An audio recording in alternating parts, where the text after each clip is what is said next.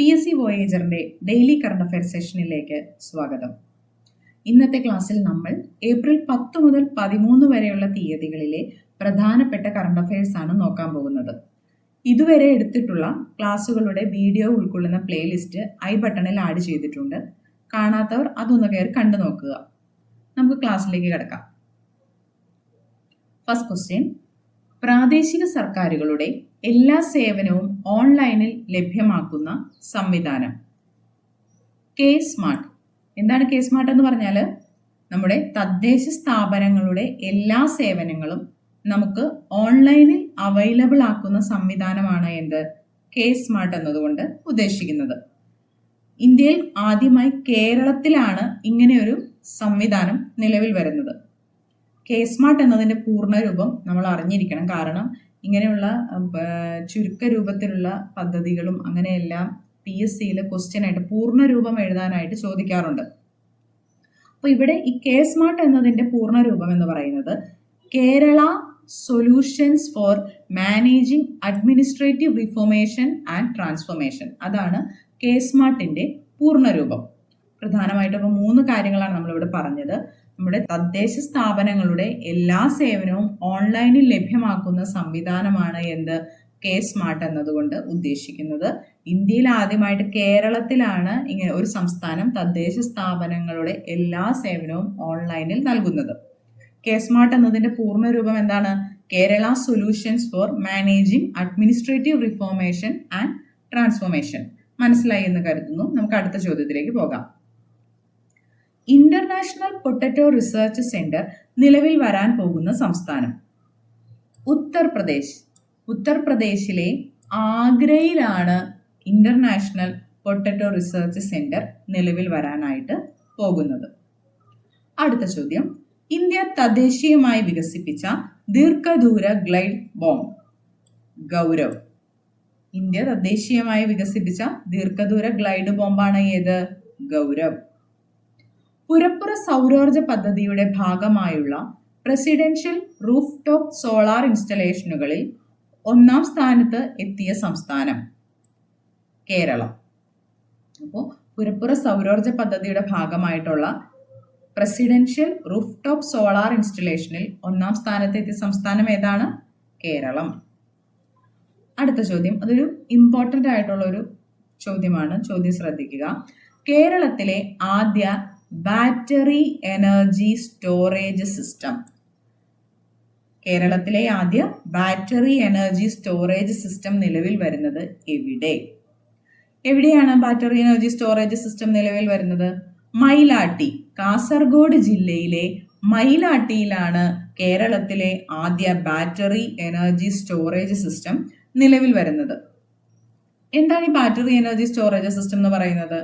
നമുക്കറിയാം, നമ്മുടെ സംസ്ഥാനത്ത് വൈദ്യുതി പ്രതിസന്ധി ഇങ്ങനെ രൂക്ഷമായിക്കൊണ്ടിരിക്കുകയാണ്. ഈ വൈദ്യുതി പ്രതിസന്ധിയിൽ നിന്നും അതിനെ മറികടക്കുവാൻ വേണ്ടി കൊണ്ടുവരുന്ന ഒരു പദ്ധതിയാണ് എന്ത് ഈ ബാറ്ററി എനർജി സ്റ്റോറേജ് സിസ്റ്റം എന്ന് പറയുന്നത്.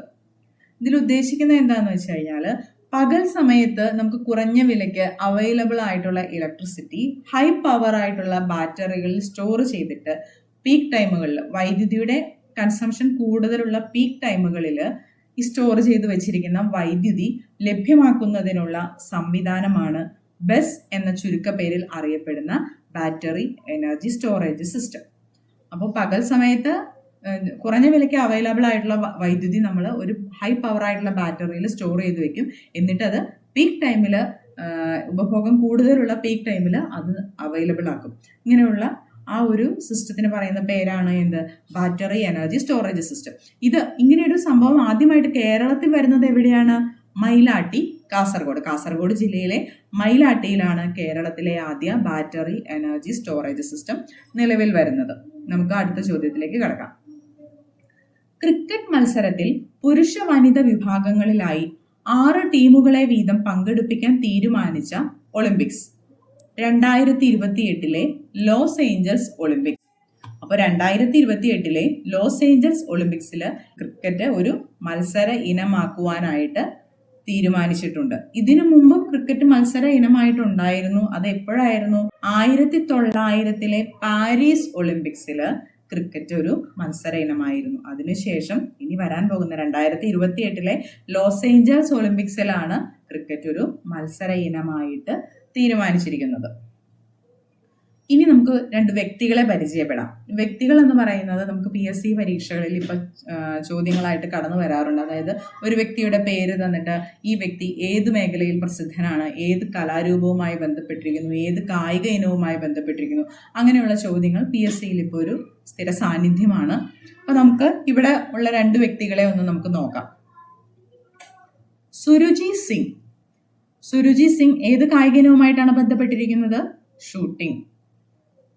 2025 ഏപ്രിലിൽ അന്തരിച്ച ഹരിദത്ത് കാപ്രി ഏത് കായിക ഇനവുമായിട്ട് ബന്ധപ്പെട്ടിരിക്കുന്നു? ബാസ്കറ്റ് ബോളുമായിട്ടാണ് ഹരിദത്ത് കാപ്രി ബന്ധപ്പെട്ടിരിക്കുന്നത്.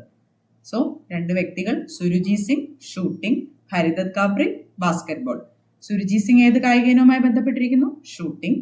ഹരിദത്ത് കാപ്രി ബാസ്കറ്റ് ബോളുമായിട്ടും ബന്ധപ്പെട്ടിരിക്കുന്നു. അടുത്ത ചോദ്യത്തിലേക്ക് കടക്കാം. ഏത് നിയോജക മണ്ഡലമാണ് സംസ്ഥാനത്തെ ആദ്യ അതിദാരിദ്ര്യമുക്ത മണ്ഡലമായി പ്രഖ്യാപിക്കപ്പെട്ടത്? ധർമ്മടം നിയോജക മണ്ഡലത്തെയാണ് സംസ്ഥാനത്തെ ആദ്യ അതിദാരിദ്ര്യമുക്ത മണ്ഡലമായിട്ട് പ്രഖ്യാപിച്ചത്. ഇങ്ങനെ പ്രഖ്യാപിച്ചത് ആരാണ്? ധർമ്മടത്തെ അതിദാരിദ്ര്യമുക്ത മണ്ഡലമായിട്ട് പ്രഖ്യാപിച്ചത് ശ്രീ പിണറായി വിജയനാണ് ധർമ്മടത്തെ ആദ്യത്തെ അതിദാരിദ്ര്യമുക്ത മണ്ഡലമായി പ്രഖ്യാപിച്ചത്. അടുത്തത് ഒരു വളരെ പ്രധാനപ്പെട്ട ഒരു പദ്ധതിയാണ്. നമുക്ക് ചോദ്യത്തിലേക്ക് നോക്കാം. സംസ്ഥാനത്ത് പോക്സോ കേസുകൾ കൂടി വരുന്ന സാഹചര്യത്തിൽ സ്കൂൾ കുട്ടികൾക്ക് ലൈംഗിക വിദ്യാഭ്യാസം നൽകാൻ കേരള സർക്കാർ ആരംഭിക്കുന്ന പദ്ധതി പ്രൊജക്ട് എക്സ്. ഇപ്പോഴത്തെ ഒരു സാഹചര്യത്തിൽ വളരെ ഇമ്പോർട്ടൻ്റ് ആയിട്ടുള്ള ഒരു പദ്ധതിയാണ് ഈ പ്രൊജക്ട് എക്സ് എന്ന് പറയുന്നത്.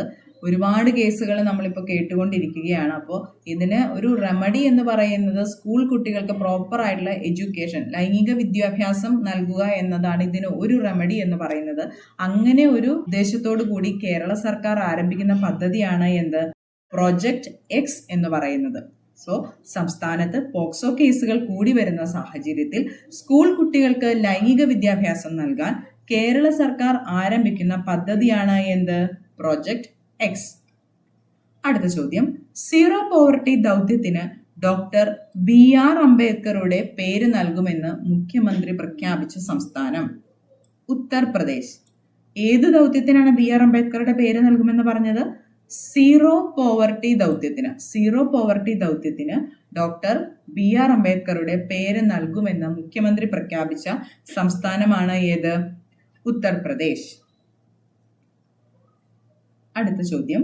2025 ഏപ്രിലിൽ വിടവാങ്ങിയ നോബൽ ജേതാവായ ലാറ്റിൻ അമേരിക്കൻ എഴുത്തുകാരൻ മാരിയോ വർഗീസ് യോസ. ആരാണ് Mario Varghese Llosa? Mario Varghese Llosa എന്ന് പറയുന്നത് ഒരു ലാറ്റിൻ അമേരിക്കൻ എഴുത്തുകാരനായിരുന്നു. ഇദ്ദേഹം നോബൽ സമ്മാന ജേതാവാണ്. 2010 അദ്ദേഹത്തിന് നോബൽ സമ്മാനം ലഭിച്ചത്. അതുപോലെ അദ്ദേഹത്തിൻ്റെതായ ലാസ്റ്റ് പബ്ലിഷ്ഡ് നോവലാണ് ഹാർഷ് ടൈംസ് എന്ന ഒരു നോവൽ. അപ്പൊ ഈ ഹാർഷ് ടൈംസ് എന്നത് ആരുടെ നോവലാണ്? മാരിയോ വർഗീസ് യോസയുടെ നോവലാണ് ഹാർഷ് ടൈംസ്. 2010 നോബൽ സമ്മാനം ലഭിച്ചിട്ടുണ്ട്. വീണ്ടും നമുക്കൊരു വ്യക്തിയെ നമുക്കിവിടെ കാണാം. കുമുദിനി ലാഖിയ ഏത് നൃത്തരൂപവുമായി ബന്ധപ്പെട്ടിരിക്കുന്നു? കഥക് നൃത്തരൂപവുമായി ബന്ധപ്പെട്ടിരിക്കുന്ന വ്യക്തിയാണ് ആര്? കുമുദിനി ലാഖിയ. നമ്മളിപ്പോൾ ഇതുവരെ 3 പേരുടെ പേരുകൾ പറഞ്ഞു. ഫസ്റ്റ് വൺ സുരുചി സിംഗ് ഏതുമായിട്ടായിരുന്നു ബന്ധപ്പെട്ടിരുന്നത്? Shooting. Then second one Haridatt Kapri ഏത് മേഖലയുമായിട്ടായിരുന്നു ബന്ധപ്പെട്ടിരുന്നത്? Basketball. And here Kumudini Lakhia ഏത് നൃത്തരൂപവുമായിട്ടാണ് ബന്ധപ്പെട്ടിരിക്കുന്നത്? കഥക് നൃത്തരൂപവുമായി ബന്ധപ്പെട്ടിരിക്കുന്ന വ്യക്തിയാണ് കുമുദിനി ലാഖിയ. അടുത്ത ചോദ്യം. 2025 ഏപ്രിലിൽ അന്തരിച്ച തെലങ്കാനയുടെ വൃക്ഷമനുഷ്യൻ എന്നറിയപ്പെടുന്ന വ്യക്തി ആര്? ദാരിപ്പള്ളി രാമയ്യാണ് എങ്ങനെ അറിയപ്പെടുന്നത്? തെലങ്കാനയുടെ വൃക്ഷമനുഷ്യൻ എന്നറിയപ്പെടുന്ന വ്യക്തിയാണ് ദാരിപ്പള്ളി രാമയ്യ. ഈ ദാരിപ്പള്ളി രാമയ്യ തെലങ്കാനയിൽ 1 കോടിയിലധികം മരങ്ങൾ വെച്ചുപിടിപ്പിച്ച ഒരു പരിസ്ഥിതി സംരക്ഷകനാണ്. അതുകൊണ്ടാണ് അദ്ദേഹത്തെ തെലങ്കാനയുടെ വൃക്ഷമനുഷ്യൻ എന്നറിയപ്പെടുന്നത്. ഇദ്ദേഹത്തിന് 2017 രാജ്യം പത്മശ്രീ നൽകി ആദരിച്ചിരുന്നു. ഇപ്പൊ തെലങ്കാനയുടെ വൃക്ഷമനുഷ്യൻ എന്നറിയപ്പെടുന്ന വ്യക്തി ആരാണ്? ദാരിപ്പള്ളി രാമയ്യ. അടുത്ത ചോദ്യം, IPL ക്രിക്കറ്റിൽ പ്ലെയർ ഓഫ് ദി മാച്ച് ആകുന്ന പ്രായം കൂടിയ താരം എന്ന റെക്കോർഡ് സ്വന്തമാക്കിയത് ആര്? MS ധോണി. അപ്പോൾ MS ധോണിക്കാണ് IPL player of the match ആകുന്ന പ്രായം കൂടിയ താരം എന്ന റെക്കോർഡ് സ്വന്തമാക്കിയത്. MS ധോണിയാണ് IPL player of the match ആകുന്ന പ്രായം കൂടിയ താരം. ഇത്രയുമാണ് ഈ ദിവസങ്ങളിലെ പ്രധാനപ്പെട്ട കറണ്ട് അഫയേഴ്സ്. ഇനി നമുക്ക് ഇതൊന്ന് പെട്ടെന്നൊന്ന് റിവൈസ് ചെയ്ത് നോക്കാം. എല്ലാ സേവനവും ഓൺലൈനിൽ ലഭ്യമാക്കുന്ന സംവിധാനം K-സ്മാർട്ട്. ഇന്റർനാഷണൽ പൊട്ടറ്റോ റിസർച്ച് സെന്റർ നിലവിൽ വരാൻ പോകുന്ന സംസ്ഥാനം ഉത്തർപ്രദേശ്. ഉത്തർപ്രദേശിലെ ആഗ്രയിലാണ് ഇന്റർനാഷണൽ പൊട്ടറ്റോ റിസർച്ച് സെന്റർ നിലവിൽ വരാൻ പോകുന്നത്. ഇന്ത്യ തദ്ദേശീയമായി വികസിപ്പിച്ച ദീർഘദൂര ഗ്ലൈഡ് ബോംബ് ഗൗരവ്. പുരപ്പുറ സൗരോർജ പദ്ധതിയുടെ ഭാഗമായുള്ള പ്രസിഡൻഷ്യൽ റൂഫ് ടോപ്പ് സോളാർ ഇൻസ്റ്റലേഷനുകളിൽ 1ാം സ്ഥാനത്ത് എത്തിയ സംസ്ഥാനം കേരളം. കേരളത്തിലെ ആദ്യ ബാറ്ററി എനർജി സ്റ്റോറേജ് സിസ്റ്റം നിലവിൽ വരുന്നത് എവിടെ? മൈലാട്ടി, കാസർഗോഡ്. ക്രിക്കറ്റ് മത്സരത്തിൽ പുരുഷ വനിത വിഭാഗങ്ങളിലായി 6 ടീമുകളെ വീതം പങ്കെടുപ്പിക്കാൻ തീരുമാനിച്ച Olympics 2028 Los Angeles Olympics. Suruchi Singh ഏത് കായിക ഇനവുമായി ബന്ധപ്പെട്ടിരിക്കുന്നു? ഷൂട്ടിംഗ്.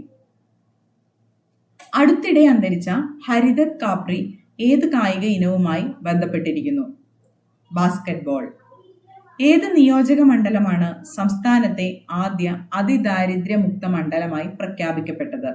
ധർമ്മടം. സംസ്ഥാനത്തെ പോക്സോ കേസുകൾ കൂടി വരുന്ന സാഹചര്യത്തിൽ സ്കൂൾ കുട്ടികൾക്ക് ലൈംഗിക വിദ്യാഭ്യാസം നൽകാൻ കേരള സർക്കാർ ആരംഭിക്കുന്ന പദ്ധതി പ്രോജക്റ്റ് എക്സ്. സീറോ പോവർട്ടി ദൗത്യത്തിന് ഡോക്ടർ BR അംബേദ്കറുടെ പേര് നൽകുമെന്ന് മുഖ്യമന്ത്രി പ്രഖ്യാപിച്ച സംസ്ഥാനം ഉത്തർപ്രദേശ്. 2025 ഏപ്രിലിൽ വിടവാങ്ങിയ നോബൽ ജേതാവായ ലാറ്റിൻ അമേരിക്കൻ എഴുത്തുകാരൻ മാരിയോ വർഗസ് യോസ. കുമുദിനി ലാക്കിയ ഏതു നൃത്തരൂപവുമായി ബന്ധപ്പെട്ടിരിക്കുന്നു? കഥക്. 2025 ഏപ്രിലിൽ അന്തരിച്ച തെലങ്കാനയുടെ വൃക്ഷമനുഷ്യൻ എന്നറിയപ്പെടുന്ന വ്യക്തി ആര്? Daripalli Ramaiah. IPL player of the match ആകുന്ന പ്രായം കൂടിയ താരം എന്ന റെക്കോർഡ് സ്വന്തമാക്കിയത് ആര്? MS ധോണി. എല്ലാവർക്കും ഉത്തരങ്ങൾ റീകളക്ട് ചെയ്തെടുക്കാൻ പറ്റി എന്ന് കരുതുന്നു. നമ്മൾ ഇന്ന് ഡിസ്കസ് ചെയ്തിട്ടുള്ള ഇത്രയും കാര്യങ്ങൾ നമുക്ക് പോളിലൂടെ ഒന്നുകൂടെ പ്രാക്ടീസ് ചെയ്യുവാൻ വേണ്ടിയിട്ട് നമ്മുടെ ടെലിഗ്രാം ചാനലിൽ ഇത് പോൾ രൂപത്തിൽ അവൈലബിൾ ആണ്. PSC വോയേജർ എന്ന ടെലിഗ്രാം ചാനലിൽ നിങ്ങൾക്ക് ജോയിൻ ചെയ്താൽ ഈ ക്വസ്റ്റ്യൻ എല്ലാം പോളിലൂടെ നിങ്ങൾക്ക് പ്രാക്ടീസ് ചെയ്യാനായിട്ട് പറ്റും. അതുപോലെ ഇന്നത്തെ ക്ലാസ് ഇവിടെ തീരുകയാണ്. ഈ ക്ലാസ് നിങ്ങൾക്ക് ഇഷ്ടപ്പെട്ടുവെങ്കിൽ വീഡിയോ ലൈക്ക് ചെയ്യുക. അതുപോലെ നിങ്ങളുടെ നിർദ്ദേശങ്ങൾ കമന്റിലൂടെ ഞങ്ങളെ അറിയിക്കുക. ചാനൽ ആദ്യമായിട്ടാണ് കാണുന്നതെങ്കിൽ ഒന്ന് സബ്സ്ക്രൈബ് ചെയ്ത് സപ്പോർട്ട് ചെയ്യുക. PSCക്ക് പ്രിപ്പയർ ചെയ്യുന്ന നിങ്ങളുടെ കൂട്ടുകാരിലേക്ക് നമ്മുടെ ചാനൽ ഒന്ന് ഷെയർ ചെയ്ത് നൽകുക. അടുത്ത ക്ലാസ്സിൽ നമുക്ക് വീണ്ടും കാണാം. താങ്ക്